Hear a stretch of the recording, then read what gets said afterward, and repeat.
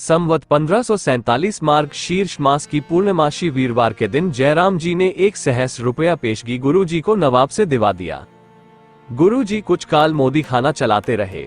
एक दिन भाई बाले ने श्री गुरु जी से प्रार्थना की, हे महाराज, आप मोदी खाने पर लग गए हो, अब कृपा करके हमें भी आज्ञा दीजिए, हम भी अपने खेती बाड़ी के काम पर जाएं।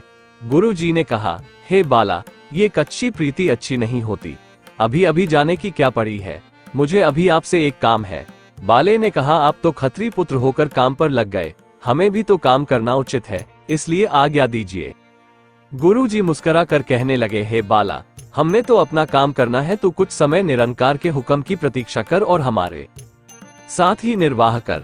बाले ने कहा, हे महाराज, मैं तो प्रारंभ से आपका हो चुका हूँ, जैसे आज्ञा हो वैसे ही करूंगा। ये कहकर गुरु जी के साथ ही रहने लगा। गुरु जी हर एक महीने के प्रारंभ में मोदी खाने की आय व्यय नवाब को बताते थे। हिसाब से श्री गुरु नानक जी का ही कुछ नवाब की ओर कोष होता था। यदि कोई मांगने आया तो गुरु जी उसे खाली नहीं जाने देते थे, अन्न वस्त्रादिक सभी को देते थे। इसके अतिरिक्त यदि नवाब की ओर से किसी को 5 सेर देने की लिखित आज्ञा होती तो गुरु जी उसे 5.25 सेर ही देते थे। भिक्षुकों को जिस स्थान से मिले वहां अवश्य जाते हैं। नानक जी महाराज की ख्याति हो गई। बस फिर तो भिक्षुकों का तांता ही बंधा रहने लगा। सुल्तानपुर के कुछ लोग तलवंडी में आए, जिससे कालू जी ने नानक जी की प्रख्याति सुनी।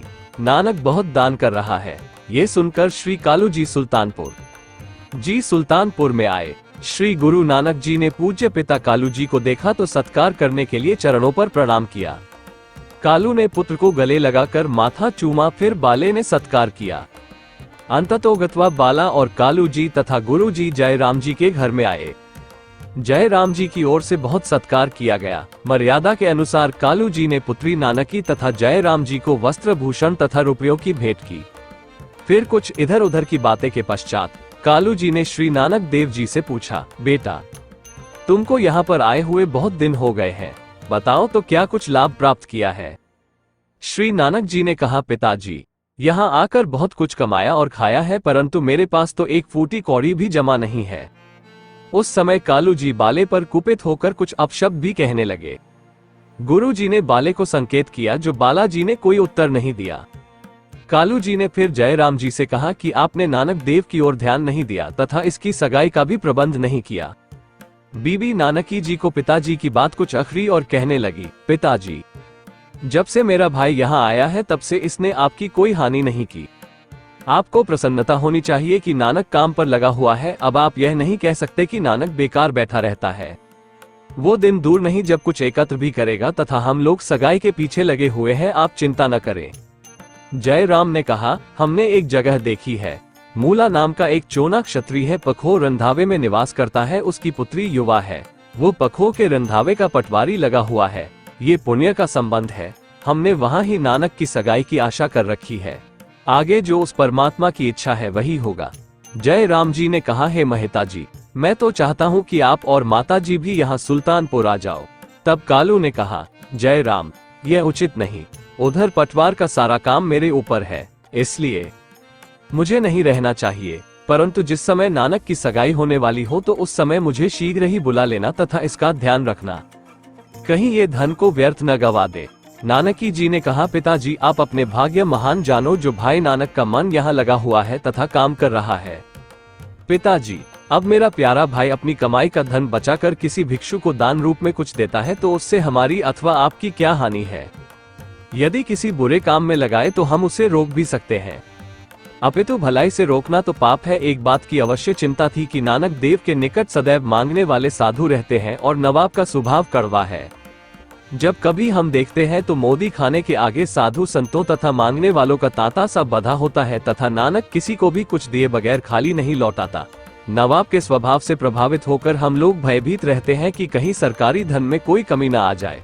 परंतु पिताजी, जब कभी हिसाब का निरीक्षण होता है तो सदैव नानक का ही पल्ला भारी निकलता है। इसलिए हमें विश्वास हो जाता है कि नानक देव अवश्य कोई अवतार है, साधारण जीव नहीं। इसलिए हम लोग नानक देव को कुछ भी नहीं कहते। ये सुनकर कालू जी ने कहा, है जयराम जी, अब जब कभी मोदी खाने का निरीक्षण हो तथा नानक के कुछ रुपये अधिक निकले तो उसी समय वे रुपये अपने अधिकार में कर लेने। इस काम के परामर्श के लिए भाई बाले की सहायता चाहिए।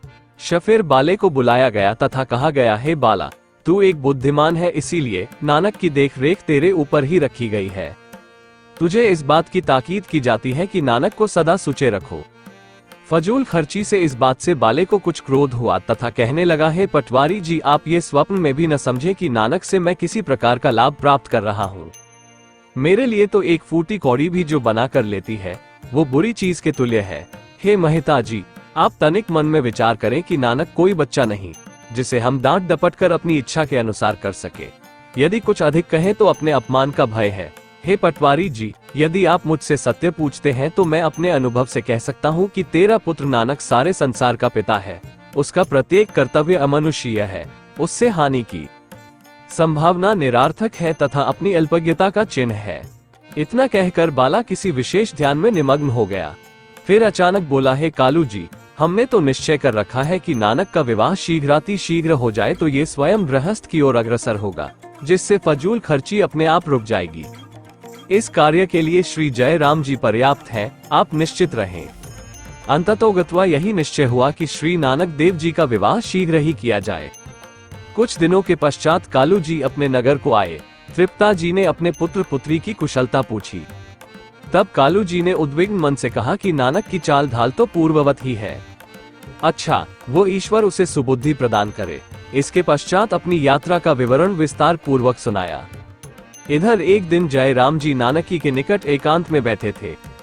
तब परम विदुषी नानकी ने जय राम जी से पूछा कि आज चिंतातुर प्रतीत हो रहे हैं।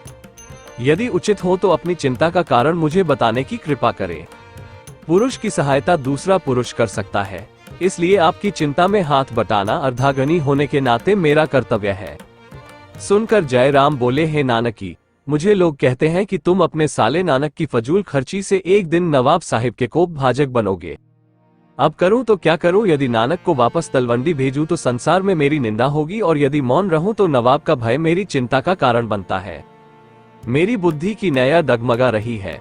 नानकी अपने पति की बात सुनकर मुस्कुरा कर कहने लगी, हे स्वामी, जैसे उस परमात्मा के ज्ञान का परिचय सबसे प्रथम इंद्र देवता को हुआ था तथा पश्चात ईश्वरीय ज्ञान इस संसार में फैला था, ये कथा उपनिषदों में आती है, उसी प्रकार गुरु नानक देव जी महाराज का परिचय सर्वप्रथम मुझे प्राप्त हुआ है।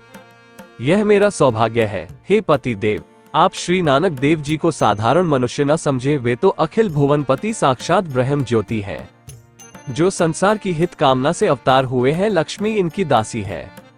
जहां नानक वहां लक्ष्मी हाथ बांधे खड़ी रहती है। मैं सत्य कहती हूँ कि अब जब व्यय का निरीक्षण होगा तब सदैव कोष की वृद्धि दृष्टिगोचर होगी। स्वामी जी, जहां लक्ष्मीपति स्वयं उपस्थित हो वहां हानि की तो संभावना उपहास्यप्रद बात है। अधिक क्या कहूँ, आप श्री नानक देव को परम ज्योति जानकर निश्चित रहें तथा लौकिक मर्यादा के अनुसार मैं अपने भाई को बुलाकर कुछ समझाने का प्रयत्न करती हूँ। सत्य तो ये है कि मैं इसी बहाने नूरी ज्योत के दर्शनों से अपने नेत्र पवित्र करूंगी। ये कहकर तुलसा गोली को बुलाकर कहा, हे तुलसा, तू मोदी खाने से नानक देव को बुला लो। तुलसा से बहन जी का संदेश सुनकर श्री गुरु नानक जी बाले को कहने लगे, हे बाला, मुझे ज्ञात होता है कि आज फिर किसी ने शिकायत की है, इसलिए पूज्य भक्ति नानकी ने मुझे बुला भेजा है। मैं घर में जाना चाहता हूँ, तुम भीतर से पताशों का बर्तन ले आओ। बाला पताशों का मटका उठा लाया। श्री गुरु जी ने उसमें 2.5 सेर पताशी जो उसमें थे वे अपने दामन में उलट लिए तथा नानकी जी की ओर प्रस्थान किया।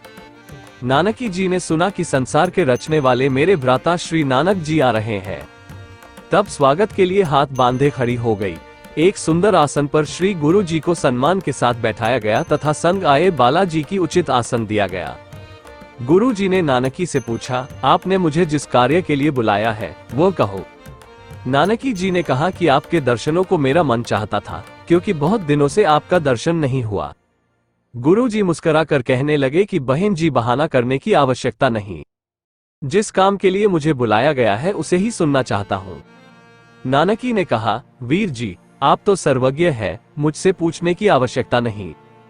श्री गुरु नानक देव कहने लगे कि आप लोग मोदी खाने की आय व्यय पूछना चाहते हो, सो कृपया जब दिल चाहे निरीक्षण कर सकते हो। मैं जानता हूँ किसी ने मेरी शिकायत की है। बहन जी, फाल्गुन शुक्ल पंचमी के दिन जब हमने नवाब के साथ हिसाब किताब किया तब हमारे 137 रुपये नवाब की ओर अधिक निकले थे तथा कहा, हे जय राम जी, अब तो आपको कोई उपालंब नहीं, इसलिए आज से मोदी खाना किसी और को संभाल दिया जाए तो अच्छा है, तथा आज से हम आपसे जुदा होते हैं। ये सुनकर जयराम भयभीत हो गया और बीबी नानकी रोने लग गई। कहने लगी, भाई जी पहले मुझे समाप्त करो, पीछे कहीं जाना। गुरुजी ने कहा कि अब तो मोदी खाने की व्यय ठीक है, कल को कोई गड़बड़ हो जाए तो तुम्हारी जिम्मेवारी पर धब्बा आएगा, यह उचित नहीं है। जयराम ने हाथ जोड़कर कहा कि हे गुरुदेव, मैं आज तक भूल में था, मैंने आज आपको सत्य रूप से जान लिया है। मैं आपसे क्षमा याचना करता हूँ। बहन नानकी ने भी अपनी भूल पर पश्चाताप किया। ये सभी कार्य बालाजी देख रहे थे। कहने लगे, हे सद्गुरु, आप तो प्रत्यक्ष अवतार हो तथा आप पर कोई भी बात अप्रत्यक्ष नहीं, अप्रकट नहीं। आप मेरी प्रार्थना स्वीकार करो। आपके बहनोई तथा बहन प्रार्थना कर रहे हैं, इन पर कृपा करो। गुरुजी ने फुरमाया, है प्यारे बाला, मैं तेरा कथन भी अस्वीकार नहीं कर सकता तथा मैं अपना विचार स्थगित करता हूँ। नानकी और जयराम भाई बाले के कृतज्ञ हुए। इसके पश्चात 135 रुपये जो गुरुजी के नवाब की ओर बाकी थे वे प्राप्त हुए तथा 1700 रुपये और भी पेशगी मिला। इस पर नगर निवासी श्री गुरुजी की सफलता पर प्रसन्न होकर बधाई देने आए। हिंदू मुसलमान सभी नानक जी के परीक्षा में उत्तीर्ण होने की प्रसन्नता प्रकट करने लगे। श्री गुरुजी सदैव की भांति फिर मोदी खाना चलाने लगे। सबने कहा, है नानक, सुनने में आया था कि आप मोदी खाना छोड़ रहे हैं, तब हम उदास हो गए थे, आज फिर आपको मोदी खाने पर देख प्रसन्न हो रहे हैं। इसके पश्चात श्री गुरु नानक देव जी की वही प्रकृति रही, उसी भांति जो आया सबकी मांग पूरी की तथा प्रत्येक दुखी पर दया दृष्टि करते रहे। बोलो गुरुदेव जी की जय।